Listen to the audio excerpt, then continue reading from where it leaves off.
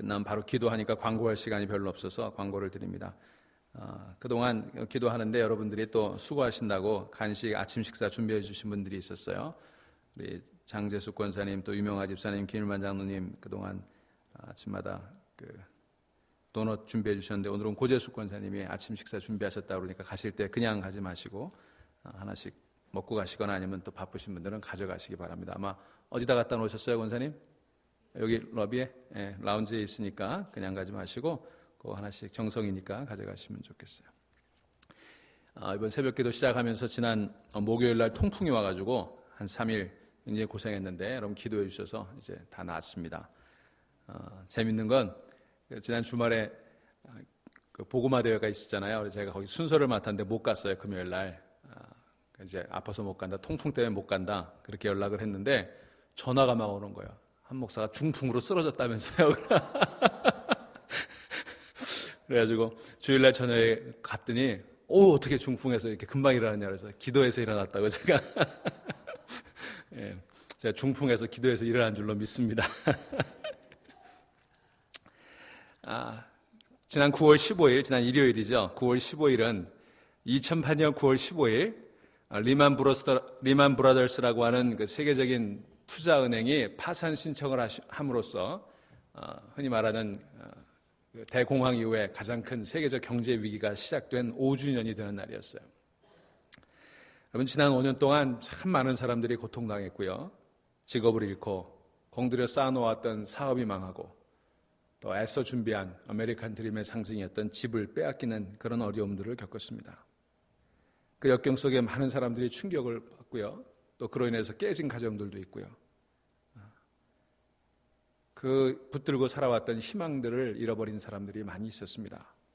5년이 지났는데 아직도 갈 길이 먼 것 같습니다만 하나님께서 우리를 이끌어 오셨고 또 앞으로도 이끌어 가실 줄로 믿습니다. 그런데 여러분 역경보다 한층 더 어려운 시험이 있다는 거 아세요? 그게 바로 형통이에요. 말이 이상하게 들릴지 모르지만 이것은 사실입니다. 역경보다 어려운 시험이 형통이에요. 토마스 카를라이라고 하는 사람이 이런 말을 합니다. 역경은 인간으로서 견뎌내기 힘든 상대이다. 그러나 역경을 이겨내는 사람이 100명이라면 번영을 견뎌낼 수 있는 사람은 한 사람에 불과하다. 번영이 이기기 더 어렵다는 거예요. 풍요 속에서 자신의 영적, 정서적, 정신적 균형 감각을 유지할 수 있는 사람이 많지 않다는 것입니다. 갑작스러운 번영이나 갑작스러운 형통은 종종 편형 감각을 깨뜨리고 우리를 자만심에 빠지게 합니다. 그래서 우리를 패망으로 이끄는 거예요. 여러분 아이러니컬하게도 사람들은 좌절의 때보다 형통의 때에 더 많이 몰락하는 것을 볼 수가 있습니다. 그래서 성경은 고린도전서 10장 12절에서 선줄로 생각하는 자는 넘어질까 조심하라 그렇게 얘기했고요. 잠언 16장 18절은 교만은 패망의 선봉이요 거만한 마음은 넘어짐의 앞잡이다 그랬어요. 여러분 우리 역경의 때 잘 견뎌내시기를 바라고 또 하나님이 우리를 형통한 날로 인도해 주실 때 그때 시험을 이겨낼 수 있는 여러분 되시기를 주의 이름으로 축원합니다. 그 형통의 시간을 잘 다스릴 줄 아는 사람이 리더고요. 그런 사람이 경건한 사람이에요. 시편의 12개의 시를 쓴 것으로 알려진 아삽이라고 하는 사람은 그 비밀을 아는 사람이었어요. 그래서 시편 75편 5절로 7절에서 이렇게 노래합니다. 너희 뿔을 높이 들지 말며 교만한 목으로 말하지 말지어다. 대저 높이는 일이 동에서나 서에서나 말미암지 아니하며 남에서도 말미암지 아니하고 오직 재판장이신 하나님이 이를 낮추시고 저를 높이시느니라. 한마디로 우쭐대지 말라는 겁니다. 내 형통이 내 힘으로 된 것이 아님을 기억하고 너의 높아지고 낮아짐이 하나님의 주권적인 손에 달려있음을 고백하라는 것입니다. 그런데 여러분 그게 왜 그렇게 쉽게 잊혀지지요? 요셉을 애굽의 감옥에서 건져내서 국무총리로 만드신 것은 하나님이셨습니다. 하나님께서는 하룻밤 사이에 바벨론의 신병훈련소에 있던 다니엘을 들어 왕의 오른팔로 삼으시기도 했던 것입니다. 그러니 여러분 우리의 형통이 하나님 손에 달려있음을 믿으시기 바랍니다. 오늘 느헤미야는 바로 그 형통의 때에 어떻게 살아가야 하는가, 어떤 모습이어야 하는가 그 성경적인 태도를 매우 잘 보여주고 있는 대표적인 예라고 할 수 있습니다. 우리는 지난 며칠 동안 느헤미야를 살펴보면서 느헤미야를 한마디로 정의하면 그는 균형의 사람이었어요. 그는 지혜로운 사람이었습니다. 그는 신중하지만 담대한 사람이었습니다. 그는 기도하면서 말씀을 붙잡는 사람이었습니다. 그는 상황이 좋을 때나 악화될 때나 똑같이 의연한 모습을 보여줬던 사람입니다. 자, 이제 그런 느헤미야가 유다 땅 총독으로 임명을 받았어요. 여러분 생각해 보세요. 포로의 후손으로 태어난 그가 유다 땅의 총독으로 승진을 한 겁니다. 이런 경사스러운 일이 어디 있을까요? 이런 형통이 어디 있겠습니까? 영광스러운 일이에요. 5장 14절에 보면 유다 땅 총독으로 세움을 받은 때 곧 아닥사스다 왕 제20년부터 제32년까지 12년 동안, 그는 무려 12년 동안 포로의 후손이었지만 이 유다 땅의 총독이 되었어요. 그는 하나님이 함께하는 사람이었고 기도의 사람이었고 균형 잡힌 사람이었습니다. 그런 느헤미야가 이제 총독의 자리에 오르게 된 것입니다. 그의 지경이 넓어진 거예요. 여러분, 우리 성도는 그 지경이 넓어져야 되는 줄로 믿습니다. 우리 자녀들에게 이런 일들이 일어나기를 간절히 소망하고 기도합니다. 여러분, 지경이 넓어지기를 기도하세요. 야베스는 고난과 역경에서 태어나 그의 이름도 고난이라는 이름을 가진 인물이었지만 그는 하나님께 지경을 넓혀달라 기도했습니다. 역대상 4장 10절에 원컨대 주께서 내게 복에 복을 더하사 나의 지경을 넓히시고, 그는 단지 은둔해서 평안하고 안락한 삶을 살게 해달라고 기도하지 않았습니다. 그는 지경을 넓혀달라고 했어요. 여러분, 지경이 넓혀지려면 좋은 일만 있는 거 아니에요. 지경이 넓어지는 것만큼 책임도 늘어나고 의무도 늘어나고 더 많이 힘든 거예요. 그래도 그는 지경이 넓어지는 것을 담대하게 요구했던 것입니다. 여러분, 하나님께서는 당신의 지경을 확장하시는데 여러분을 사용하기를 원하신다는 사실을 기억하시기를 바랍니다. 그래서 지경이 넓혀지기를 기도하세요. 잠언 29장 2절에 의인이 많아지면 백성이 즐거워하고 악인이 권세를 잡으면 백성이 탄식하느니라 그랬습니다. 여기 의인이 많아지면 그랬는데요, 많아지다라고 하는 히브리어 원어는 크게 되다라는 뜻이에요.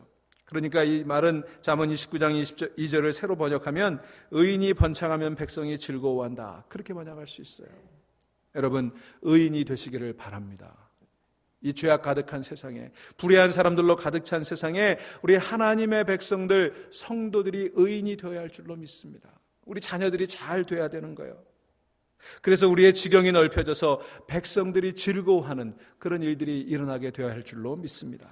오늘 이 기도가 여러분의 기도 되시기를 간절히 바랍니다. 자, 이제 느헤미야가 하나님께서 지경을 넓혀주셨어요. 왕의 시중을 들은 그 왕의 비서실장에서 한 지역을 다스리는, 게다가 자기의 고향 조상들의 땅 유다 땅의 총독이 되었을 때 그는 얼마나 기뻤을까요? 하지만 그에게는 그런 기쁨만큼이나 많은 도전이 있었습니다. 변화가 있었어요. 이 도전과 변화를 잘 다뤄야만이 그가 의인이 될 수 있는 거예요. 그렇지 않으면 그는 그 승진 가운데, 그 형통 가운데 멸망하게 되는 거예요. 그 기로에 서게 되는 거예요. 그때 그가 어떻게 했는지 오늘 본문이 우리에게 그것을 보여주고 있습니다. 첫째로 그는 특권을 남용하지 않는 사람이었습니다. 14절 다시 보시면 또한 유다 땅 총독으로 세움받았을 때 곧 아닥사스다 왕 제20년부터 제32년까지 12년 동안은 나와 내 형제들이 총독의 녹을 먹지 아니하였느니라 그랬어요. 여러분, 형통한 것에는요 늘 특권이 따르죠. 그러나 그 특권이 유혹이고 함정인 것을 기억하실 수 있게 되기를 바랍니다. 그래서 느헤미야는 총독으로 누릴 수 있는 여러 가지 특권이 있었지만 그걸 남용하지 않았다고 하는 거예요. 그가 그런 특권을 남용하지 않은 것, 총독으로서 마땅히 받아야 될 총독의 녹을 먹지 않는 데에는 이유가 있었습니다. 중요한 이유가 있었어요. 거기 18절 뒷부분에 보시면 이렇게 되어 있습니다. 내가 총독의 녹을 요구하지 아니하였음은 이 백성의 부역이 중함이었더라. 그는 백성을 향한 연민을 가지고 있는 사람이었어요. 백성들이 이렇게 고생하는데 나 혼자만 호의호식할 수 없다는 것이 그의 생각이었습니다. 그는 특권의식보다는 서번트 의식, 종의 의식을 가진 사람이었어요. 청지기 의식을 가진 사람이었어요. 이것은 오늘날 정치, 사회, 종교 등 전반적인 영역에서 나타나는 심각한 문제들을 고려해 볼 때 아주 중요한 일이에요. 여러분, 제가 경제 위기를 말했습니다만 이 경제 위기 가운데서도 역시 여전히 월스트리트의 그 금융가들은요 호사를 누려요. 그들이 받는 연봉, 그들이 누리는 여러 가지 베네핏이 이루 말할 수가 없습니다. 수많은 사람들이 직업을 잃고 고통하는 가운데도 그들은 여전히 호사를 누리고 있는 거예요. 서번트식이 없는 거예요. 느헤미야는 그런 사람이 아니었습니다. 그는 특권을 주장하기에 앞서 사람들이 내게 걸고 있는 기대가 무엇인지를 먼저 생각했습니다. 하나님께서 내게 맡기신 사명이 무엇인지를 먼저 생각하는 사람이었습니다. 내가 해야 될 일이 무엇인지에 초점을 맞추는 사람이었어요. 내게 주어진 특권이 무엇인가가 아니라 내가 해야 될 사명이 무엇인가. 여러분, 사명에 초점을 맞추는 여러분 되시기를 주의 이름으로 축원합니다. 여러분, 우리가 누리는 권리는요, 다 하나님 주신 거예요. 우리는 청지기일 따름이에요. 그 청지기직을 온전히 감당할 수 있는 저와 여러분들이 다 되기를 간절히 소망합니다. 두 번째로, 그는 전통적인 과오에서 벗어나려고 몸부림치는 사람이었습니다. 15절을 보실까요? 나보다 먼저 있었던 총독들은 백성에게서 양식과 포도주와 또 은 40세겔을 그들에게서 빼앗고 또한 그들의 종자들도 백성을 압제하였으나 나는 하나님을 경외함으로 이같이 행하지 아니하고, 그렇게 얘기합니다. 여기 나보다 먼저 있었던 그랬어요. 이게 문제예요. 옛날 총독들 그리고 그의 종자들, 참모들이란 뜻이죠.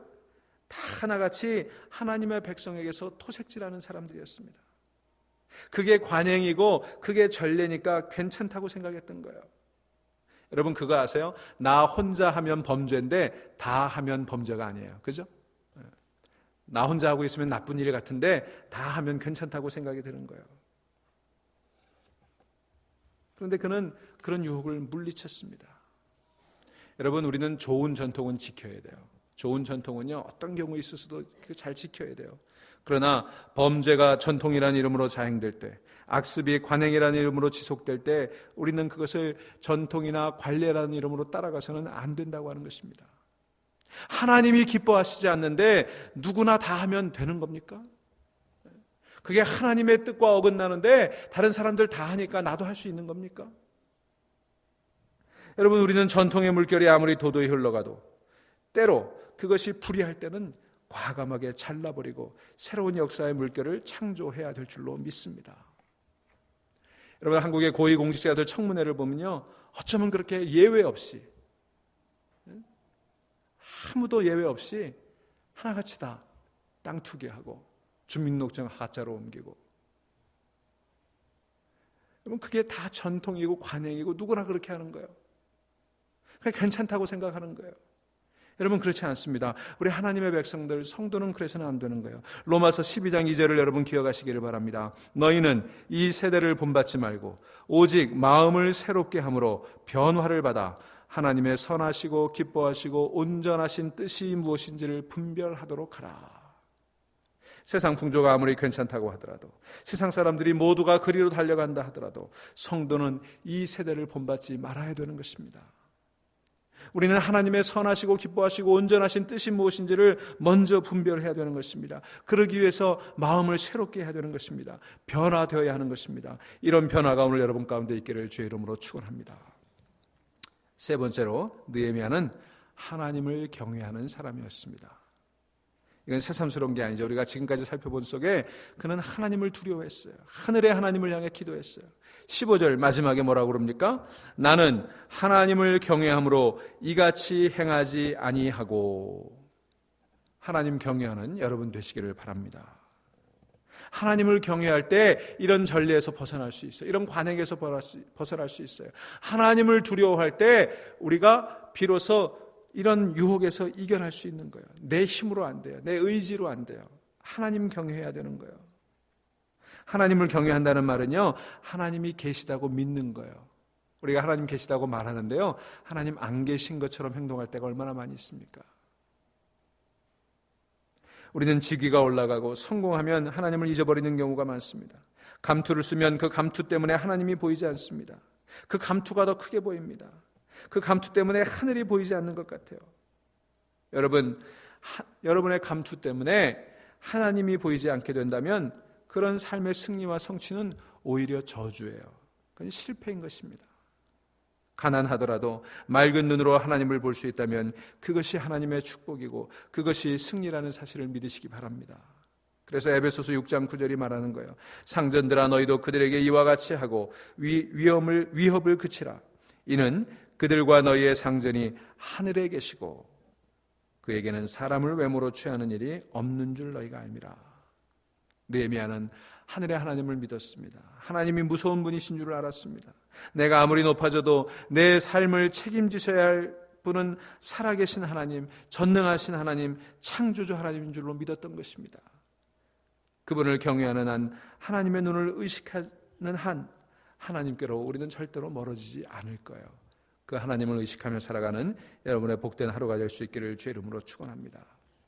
자, 네 번째로 하늘의 하나님을 두려워했던 그는 자기가 해야 될 일에 집중하는 사람이었습니다. 16절 보실까요? 도리어 이 성벽 공사에 힘을 다하며 그랬어요. 땅을 사지 아니하였고 내 모든 종자들도 모여서 일을 하였으며, 이렇게 말하고 있습니다. 그는 이런 유혹, 관습과 전통에서 오는 폐습에서 모든 유혹들, 그는 그걸 이겨낸 사람이었어요. 그는 일에 집중하는 사람이었습니다. 여기 힘을 다하여 그랬어요. 그는요, 일하는 데 집중했어요. 힘을 다해서 일했어요. 내 모든 종자들도 모여서 일을 하며 그의 참모들도 일했어요. 총독이 일하니까 참모들 어떻게 일 안 하겠어요?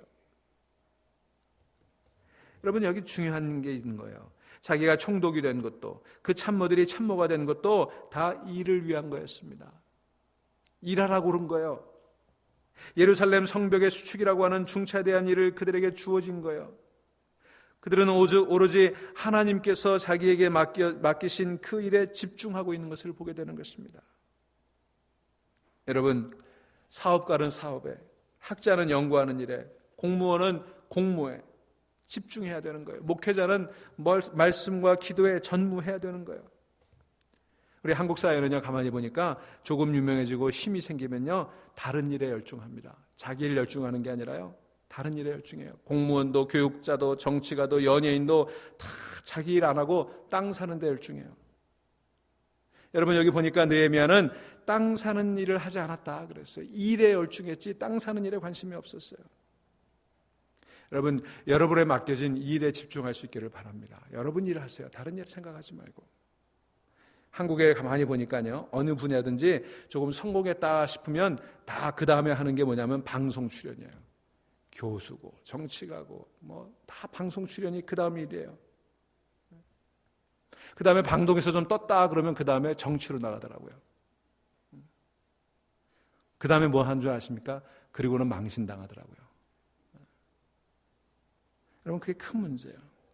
여러분, 맡겨진 일, 하나님께서 내게 주신 사명, 그 일에 열심을 다하시는 여러분 되시기를 주의 이름으로 축원합니다. 마지막으로요, 느헤미야는 하나님의 은혜를 구하는 사람이었습니다. 여기 19절 보실까요? 내 하나님이여, 내가 이 백성을 위하여 행한 모든 일을 기억하사 내게 은혜를 베푸시옵소서. 이 느헤미야는 하나님만 의지했던 사람이에요. 그는 하나님께 은혜를 구했습니다. 그가 기도합니다. 하나님이여, 내가 이 백성을 위하여 행한 모든 일을 기억하사. 여러분, 이 말씀 꼭 기억하시기 바랍니다. 여러분이 행하신 일, 하나님이 기억하신다는 거예요.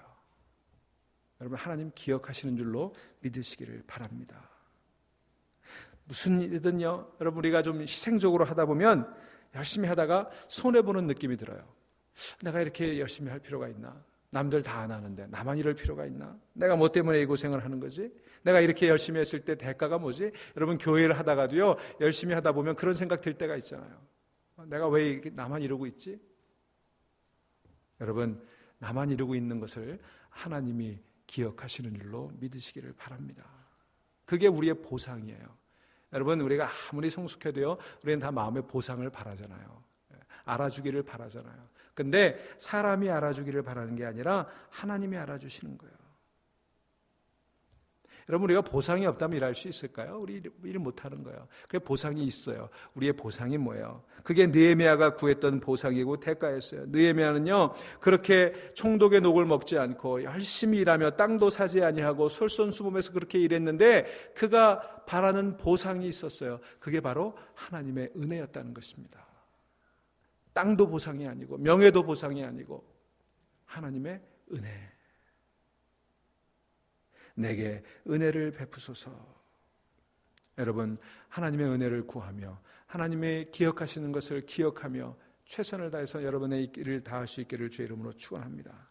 골로새서 3장 23절로 24절에 보시면 이런 말이 있습니다. 무슨 일을 하든지 마음을 다하여 주께 하듯 하고 사람에게 하듯 하지 말라. 이는 기업의 상을 주께 받을 줄 아나니. 우리 상이 어디 있어요? 주께 있어요. 기업의 상을 주께 받을 줄 아나니 너희는 주 그리스도를 섬기느니라. 아멘. 여러분, 주님을 섬기는 분이시잖아요. 그러니 여러분의 상은 주님께 있는 줄로 믿습니다.